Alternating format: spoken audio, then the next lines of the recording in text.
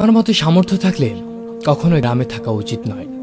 গ্রামে 100 বিঘা জমির মালিক হওয়ার চাইতে শহরে এক টুকরো ভাড়া বাসায় থাকা অনেক ভালো, অনেক আরামদায়ক, অনেক সম্মানের। গ্রামে স্থায়ীভাবে বসবাস করাটাকে কোন সূচকে এগিয়ে রাখা যায়? আসলে এখানের বেশিরভাগ মানুষ এতটাই টক্সিক যে তারা নিজেদের ব্যক্তিগত জীবনের চাইতে আপনার জীবন নিয়ে বেশি চিন্তিত। আপনার চুল বড় কেন, অনার্সে পড়া সত্ত্বেও মেয়ের বিয়ে দেয় না কেন, 25 বছর বয়সেও আপনি বেকার কেন, আপনার কোনো ব্যাচমেট বা আপনার সমবয়সী কেউ যদি বিদেশে গিয়ে লাখ লাখ টাকা কামায় তাহলে আপনি এখনো পড়াশোনা করছেন কেন? এসব আজগুবি বিষয় নিয়ে তাদের অনেক টেনশন।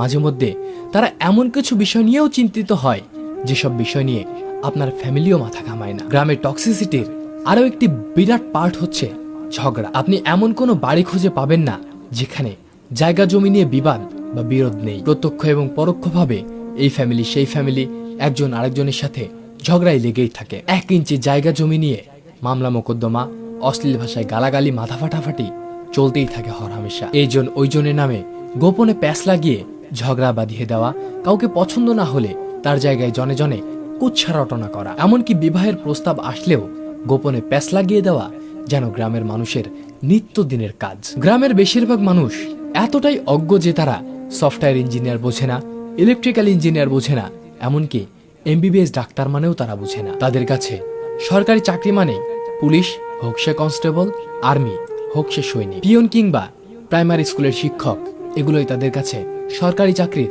মানদণ্ড। একজন নার্সকে তারা যেমন ভাবে ডাক্তার ভাবে তেমন ভাবেই একজন সরকারি মেডিকেল, MBBS বা অন্যান্য ডাক্তারি ডিগ্রিধারীদেরকেও তারা একই রকম মনে করে। তাদের কাছে আপনি সরকারের কততম গ্রেডের চাকরি করেন তার চাইতে বেশি ইম্পর্টেন্ট আপনি প্রাইভেট জব করেন নাকি গভর্নমেন্ট। আপনি প্রাইমারি স্কুলের পিয়ন হলেও হয়তোবা তারা মেয়ে বিয়ে দিতে চাইবে, কিন্তু যদি শুনে আপনি প্রাইভেট কোম্পানিতে চাকরি করেন সে চাকরি যতই ভালো হোক তারা আমতা আমতা করবেই। তাদের কাছে আপনার উচ্চশিক্ষা গ্রহণের চাইতে আপনার যে বন্ধু SSC পরীক্ষার পরে সৈনিক, কনস্টেবল কিংবা বিদেশে লেবারের কাজ করতে গিয়েছে তাদের দাম অনেক বেশি। আর টক্সিসিটির সবচেয়ে বিরক্তিকর একটা পার্ট হচ্ছে গ্রামের চায়ের দোকানগুলো। প্রতিটি চায়ের দোকানে চায়ের কাপে চুমুকি ওঠে গিবত দিয়ে। যেখানে কার বউয়ের বাচ্চা হচ্ছে না, কার ছেলে মেয়ের বিবাহ হচ্ছে না থেকে শুরু করে রাজনীতি, অর্থনীতি, খেলাধুলা কোনোটারই গবেষণা বাকি থাকে না, যার অধিকাংশই আবার গুজব। এত সবের মাঝেও